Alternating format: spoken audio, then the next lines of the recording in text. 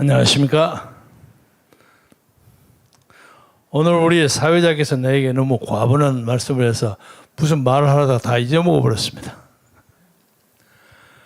국내 정치의 당면한 문제에 대해서는 여러분이 말씀하셨고, 특히 박찬종 의원님, 이규택 의원님이 충분하게 설명을 하셔서 저는 말을 많이 생략할 수가 있게 됐습니다. 우선 제가 먼저 하나 말씀드리고 싶은 것은 지금부터 딱 50년 전인가요? 그렇죠. 50년 전 1961년 5.16이 벌어졌던 시절에 제가 대학 2학년이었습니다. 그런데 대학 초년병 때는 열심히 그 친구들이 뭐 데이트를 한다, 뭐 집단 모임을 한다 바빴는데 우리 같은 좋은 놈들은 그럴 겨를도 없고 먹고 살기가 없어서 가정교사 하느라고 쩔쩔매고 그러고 살았어요. 그래도 2학년이 되면 성적이 좋으면 무슨 장학금을 받을 수 있다고 해서 그 1학년 교양 과목이라는 게 별로 재미없습니다만은 정치학 개론 정도를 빼고는 별로 재미가 없는데 하여간 열심히 해가지고 간신히 2학년 1학기에 올라서 턱걸이를 해서 30명 동기생 중에 2사람이 장학금을 받게 됐어요. 그런데 하나는 삼성장학금이고 하나는 함춘장학금입니다. 삼성장학금은 학비하고 생활비를 주고 함춘장학금은 학비만 면제가 돼요. 근데 재수 좋게 제가 뭐 0.1인가 2인가 많아가지고 그 학점이 함춘장학금을 받게 됐어요. 그래서 참 표정 관리를 하고 다닐 그런 입장이 됐는데 갑자기 선배 몇 사람이 저한테 연락을 하기를 네 그 물리대 앞에 항림다방에 좀 나와 그러더라고요. 그땐 그 사람들의 위세가 대단했습니다. 그 나갔더니 야, 네 어떻게 매판 자본에 돈을 받아서 공부를 한단 말이냐. 그 삼성이 매판 자본이다. 그래서 매판이라는 거 여러분 아십니까? 요새는 이제 많이 지나간 옛날 얘기가 되었습니다만 이 한자어인데 장사치 중에서 자기 개인의 이익을 추구하기 위해서 국가의 이익을 버려버리는 사람, 그런 것을 돈 벌기 위해서는 그런 것을 그냥 아무렇지도 않게 생각하는 사람, 소위 돈을 벌기 위해서는 그냥 지옥이라도 배를 모는 중상주의자, 이런 사람을 중국에서 매판 자본가라고 불렀습니다. 그러니까 당시에 그 사람들이 그 삼성이 매판 자본인데 어떻게 그놈 돈을 받느냐 이거예요. 그래서 제가 돈을 안 받으면 가정교사하고 좀 어렵게 먹고 살 게 없는데 어떡합니까? 야, 가정교사하고 하는 것도 가난한 사람의 빈곤과 그런 것을 접할 수 있는 좋은 교육 기회야. 너 그거 삼성 계속 받으면 가만히 있지 못해? 우리 가만 안 있어? 압력을 막는단 말이에요. 그래서 새카만 시골 촌놈으로 그 압력에 넘어갔어요. 그래서 제가 삼성을 포기하고 함춘장학금만 받았습니다. 그래서 제 대신 삼성을 받은 이종률 전 의원, 세상을 떠났어요. 유감스럽게. 이 친구는 좀 제법 잘 사는 애예요. 그러니까 얘가 막 미안해 하는 거죠. 그래서 제가 가끔 그 물리대 앞에서 뭐 밥을 먹다가 막걸리를 먹다가 돈이 없으면 이종렬에 전화합니다. 야, 종렬아, 이거 좀 나와봐. 그래가지고 뭐 어쩌고저쩌고 하다. 야, 너 돈 있냐? 이거 좀 갚아라. 그러고 걔가 몇 번 내다가 나중에 화를 벌컥 내더라고요. 야, 이거 한 번, 두 번 해야지. 이거 너무하잖아. 미안하다. 그런 시절이 있었습니다. 지금부터 딱 50년 전입니다. 그런데 그렇게 매판 자본으로 몰렸던 삼성이 대한민국의 세금의 20%를 냅니다. 대한민국의 GDP의 22%를 차지합니다. 수십만의 사람을 먹여 살립니다. 반도체에서는 세계 1등이에요. 그런데 그 담당했던 이건희 회장이 공교롭게 제가 동갑입니다. 세상을 떠났는데 그 사람의 재산의 30조 재산의 60%인 16조를 사회에 환원합니다. 돈 많은 사람이 돈을 가지고 욕심 부는데 여러 가지 문제점 뭐 이야기가 많습니다만 여러분 이런 얘기 들으셨는지 모르겠어요. 옛날에 이병철 회장이 천당에를 먼저 가 있었는데 그 다음에 정주영 회장이 와가지고 너무 급하게 오는 동안에 준비가 안 돼가지고 병철 형님 제 5만 원만 빌려주십시오. 그랬다는 거예요. 아니 너 돈 없는데 안 가져왔는데 아니 자네는 돈 안 가져와서 저도 깜빡 급하게 오느라고 돈을 못 가져왔습니다. 그 얘기가 뭐냐면 천하의 부자인 이병철 정주영 회장도 세상을 떠나서 천국에 갔을 때는 돈 한 푼 없는 무일푼이 된다 하는 재미있는 에피소드예요. 그 비슷한 얘기를 이건희 회장이 이런 얘기를 해서요.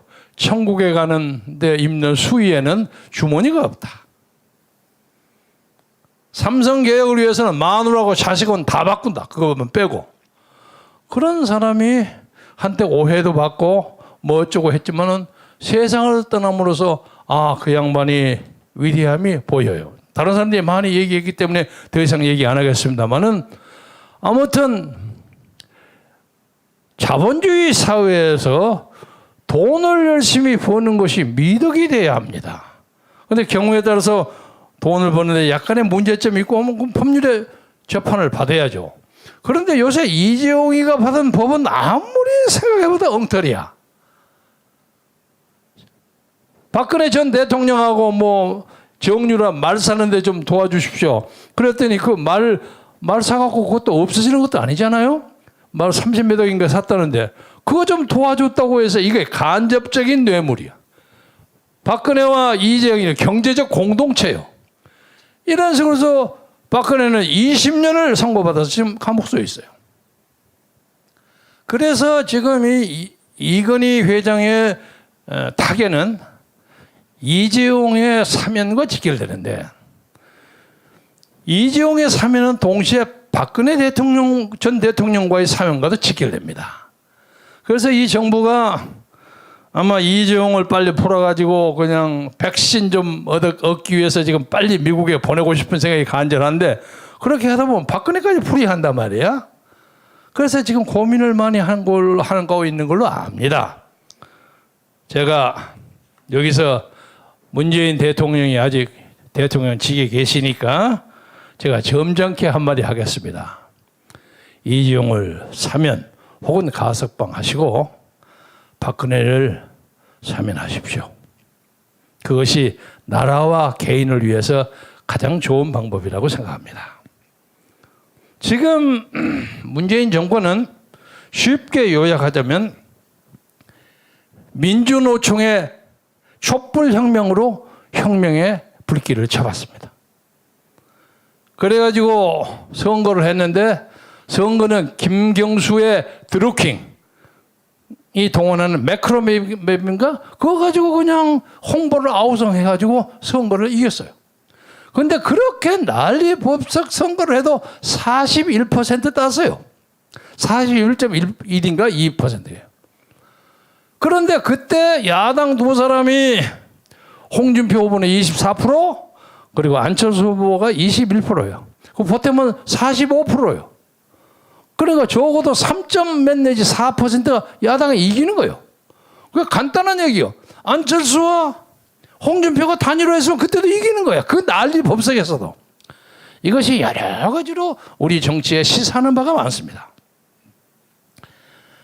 그리고 난 다음에 박지원과 김무성이를 시켜서 박근혜를 탄핵시키고 그리고 그 사람들에게 마지막 벼슬을 주지 않았습니까?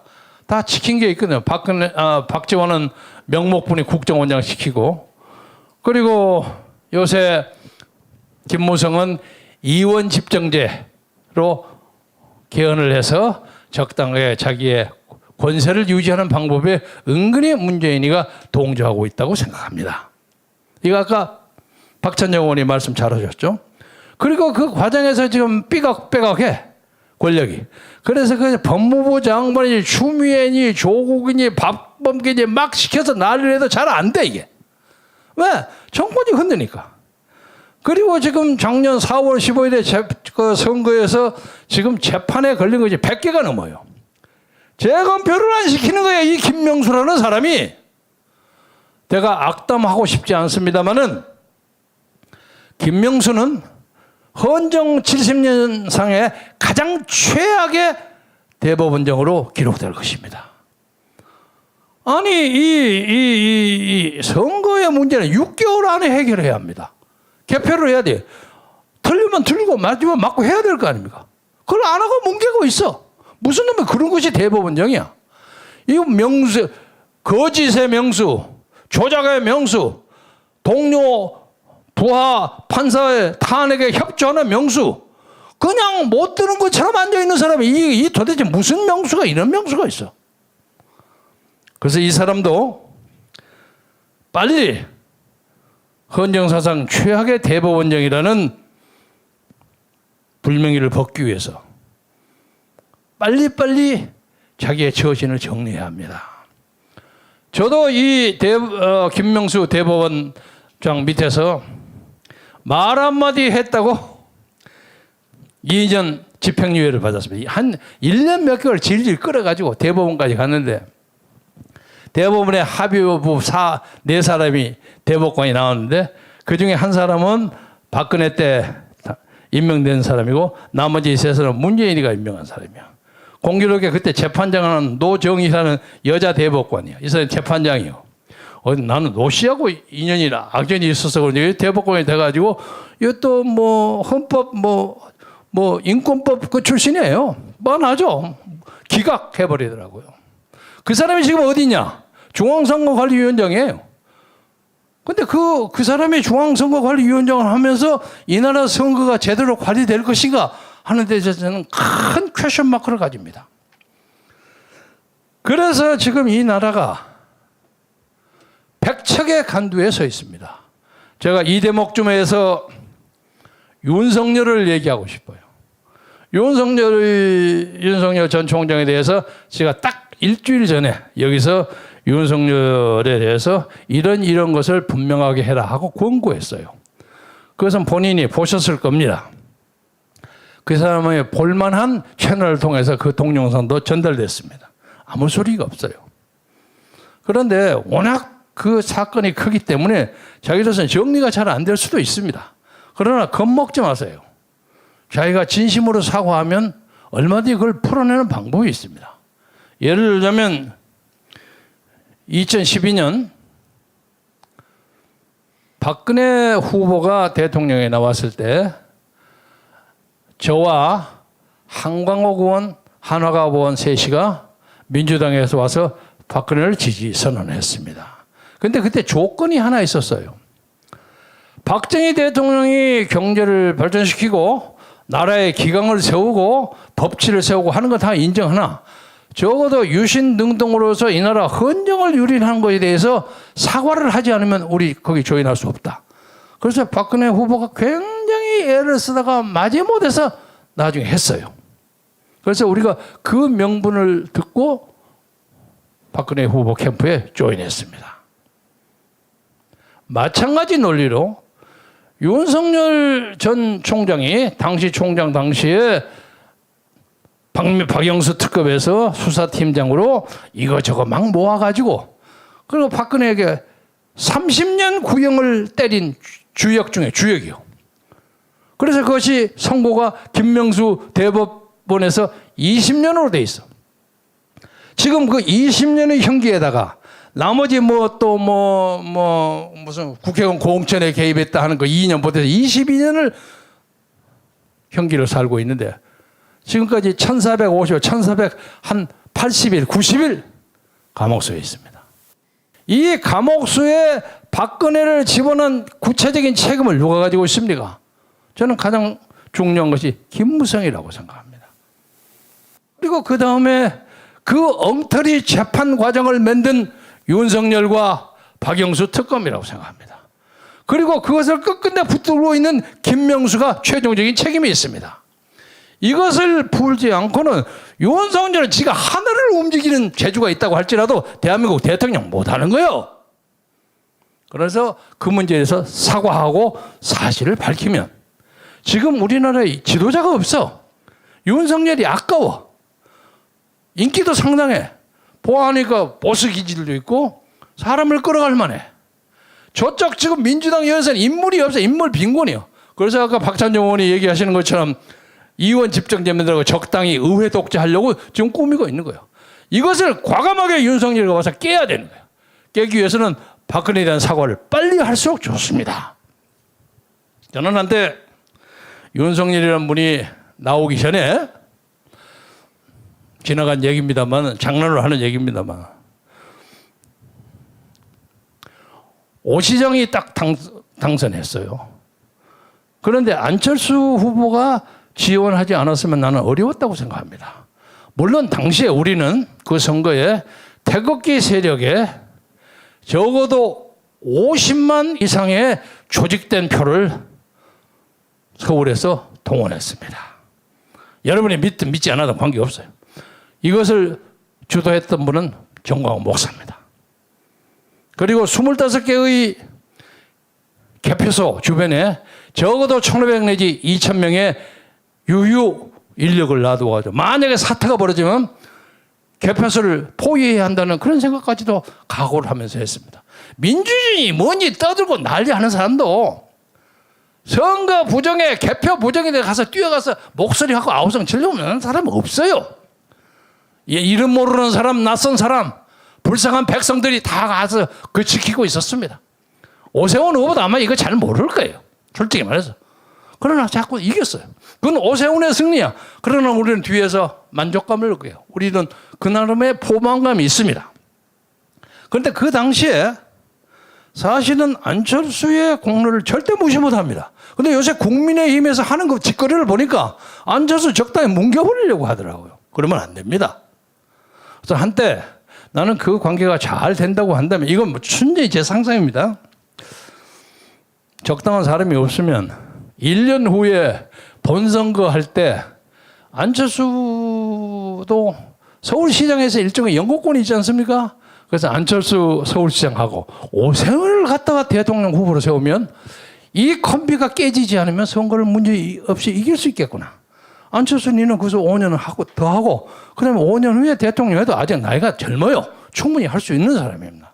이런 생각을 했는데 요새 국민의힘에서 뭐 나가는 거 보니까 뭐 안철수를 막 없애버리려고 하는 것 같아서 참 안타까워요.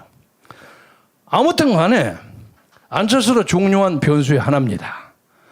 그러나 이제 윤석열 전 총장이 나와서 앞장을 서서 윤석열과 안철수가 붙을 수도 있어요. 그러면 굉장히 근사한 경선이 벌어질 겁니다. 그리고 그것을 공동정부를 구성하는 그런 캠페인으로 나가면 누가 2등을 해도 관계없습니다. 그렇게 얘기해야 합니다. 그러기 위해서는 윤석열이가 아까워. 그러니까 빨리빨리 그 문제에 대해서 얘기하지 않으면 찬스는 지나간다고 봅니다. 그래서 이제 남은 것은 대한민국의 헌정사상 가장 우습고 가장 말도 안 되고 가장 범죄적 조작으로 점철된 박근혜의 탄핵 재판에 검찰의 핵심이 있었던 윤석열 전 총장의 양심 선언과 그에 따른 국민 앞에의 속죄와 용서가 필연적으로 필요하다고 생각합니다. 저 사람들은 아까 우리 박 의원이 말씀하신 것처럼 6월 들어서서 개헌안 발의하고 190명령에서 플러스 알파 그 문제도 없죠. 문제도 없죠. 김종인이가 앉아서 뒤에 서서 뭐 한번 옛날 MB파들 10여 명 동원하는 건 간단해. 그리고 찍어놓고 어디 도망가 버려. 그거 한참 있다가 국민투표? 국민투표도 적어도 현재의 선거관리위원회의 체제 하에서 그 선거가 제대로 카운트되고 개표되고 하리라고는 아무 보장이 없습니다. 이렇게 되어버리면 이원 집정제의 그런 체제가 와버리면 우리는 그야말로 우리 자유, 민주, 평화, 평등을 주장하는 우리 자유민주주의자들은 갈 곳이 없게 됩니다. 갈 곳이 없게 됩니다. 그래서 이 문제를 결판을 내기 위해서라도 윤석열은 빨리 결단해야 합니다. 결단을 정 못할 경우에는 우리에게 대안이 없지 않습니다. 없지 않습니다. 그리고 오는 8월 15일 날 아마 그때쯤 저 사람들의 개헌 공작이 피크에 달할 겁니다. 그때 우리는 문재인 씨를 점잖게 그 자리에서 끌어내리는 방법을 착실하고 냉정하고 엄숙하게 진행하겠습니다. 아마 문재인 대통령도 하다 보니까 잘하려고 했는데 못하는 점도 있었겠죠. 그리고 지금 지쳤을 거예요. 재미도 없을 겁니다. 조 바이든하고 정상회담을 하러 간다는데 말을 서투러서 제대로 못할지는 모르겠으나 가서 별로 할 말도 없어. 저렇게 쿼드에도 과담하지 않고 그냥 미국어 딴짓 하다가 돌아가서 백신 좀 주시오 이럴 수도 없잖아요. 체면이 말이 아니지. 그러니까 이재용이나 좀 붙여볼까 이런 생각을 하니까 재미가 없어. 재미가 없고 나는 개인적으로 문재인 씨가 단 하나라도 이 나라의 평화 통일과 평화 공존을 위해서 그 나름의 어떤 이상주의적 생각을 가졌을 수 있다고 생각합니다. 그러나 문재인 씨 역사가 그렇게 안 갑니다. 그런 환상을 버리세요. 버리시고 다가오는 이 준엄한 역사의 심판의 장에 겸허한 자세로 대한민국 역사에 5년을 차지했다는 그 책임을 가지고 나라와 국가와 역사를 위해서 겸허하게 임하시기를 진심으로 바랍니다. 마지막으로 하나 말씀드리고 싶은 것은 제가 김무성 전 의원하고는 원수진 건 없는 사람입니다만 요새 하는 걸 보니까 가관이에요. 말 안 할 수가 없어. 그리고 또 유승민이라는 사람은 나는 지금도 탄핵하는데 전혀 변함이 없다. 지금도 그 상황 되면 또 탄핵에 앞장서겠다. 그 사람 그냥 빼버리고 그 대통령 근처에서 한참 떨어진 사람이니까 그 논평의 가치가 없어. 김무성이가 무슨 얘기를 했냐면 참 기가 막혀. 당시에 자기가 탄핵을 아니할 수 없었던 이유.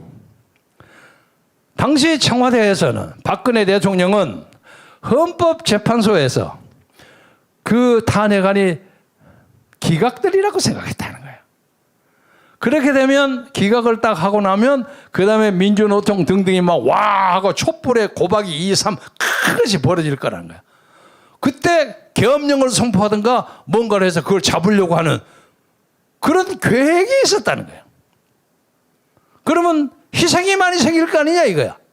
그 희생을 막기 위해서 자기가 탄핵을 했다는 거야. 그게 말입니까? 막걸리입니까? 세상에. 그게 말이 됩니까? 아니 이런 말도 안 되는 소리를 가지고 자기를 합리화해요. 대단히 미안하지만 지하에 계시는 천국에 계시는지 모르겠지만 그 아버지도 그 말 듣고 아이고 우리 아들이 뭔 말을 저렇게 한단가? 그럴 거야. 말이 안 되는 얘기야. 그래서 김무성 씨는 역사에 박지원과 같이 박근혜를 탄핵한 데 주역을 했다는 그래도 이름 석자는 나올 겁니다. 예? 나쁘든 좋든 나올 겁니다. 그리고 그것이 나중에 후일 역사가 어떻게 평가하려는 건 그 훗날 사람들에게 맡기고 지금 뭘 꾸미려고 하지 마세요. 더 추하게 됩니다. 네, 이것을 진심으로 말씀드리면서 그래도 옛날 알던 사람에게 이 정도의 충고는 해줘야 한다고 생각하고 마지막으로 윤은 사람에게 충성하지 않고 국가에 충성한다고 선언한 바 있어요. 말이 좋은 말이에요. 그러면 그대가 충성하는 국가는 무엇이고 어디에 있는가? 그대는 자유민주주의 국가에 충성하고 그것을 지키기 위해서 나서십시오. 그러면 대한민국의 위대한 인물이 될 가능성이 아직도 있다고 생각합니다. 국민 여러분도 이 문제에 대해서 뜻을 모아서 한 지도자를 만드는 데는 수많은 문제점이 많습니다. 문제점이 많은데 지금 이 판국에서 이 나라를 끌어갈 수 있는 좋은 소양과 가능성을 가진 사람 윤석열을 무시하지 마시고 잘 보시고 그러나 제 개인적인 생각 저와 같은 생각을 가지고 있는 사람 윤석열이가 그 문제를 어떤 식으로든지 사죄하지 않은 한 결코 윤석열을 대통령 후보로 밀 수가 없습니다. 이것을 알아주시길 바라면서 여러분의 건승과 행복을 비름하지 않겠습니다. 고맙습니다.